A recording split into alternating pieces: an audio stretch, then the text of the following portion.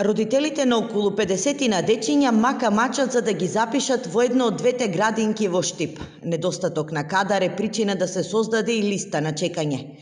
Поради стопирање на процесот за издавање на лиценци за негователки и воспитувачки, повеќе од 2,5 години не може да се пополнат испразнетите работни места.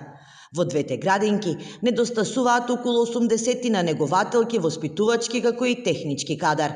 Се надеваме дека Министерството ќе излезе во пресред и ќе ги даде потребните дозволи за прием на нов кадар кој што ќе работи со дечињата.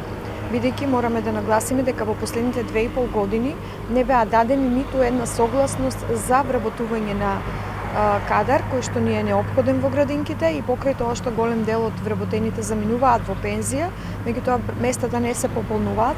Најголем проблем се јавува во јасли, каде законот не дозволува групите да примат деца над дозволеното. Законската регулатива наложува дечињата кои што се во мала возраст да бидат сместени во мали групи, така што до 1 година децата може да бидат само во група од 6 до 8 дечиња. А дечињата кои што се над 5 годишна возраст веќе може во групи од 20 деца, меѓутоа малите бараат посебни услови, бараат креветчиња каде што ќе бидат сместени, така што апсолутно тука сме немокни да направиме нешто повеќе и да го зголемуваме бројот. Од општината потенцираат дека се планира изградба на уште една градинка, а во меѓувреме се уште чекат согласност за отпочнување со работа на градинката во населбата Три Чешми. Проблемот со недостатокот на кадар го има речиси во сите градинки низ државата.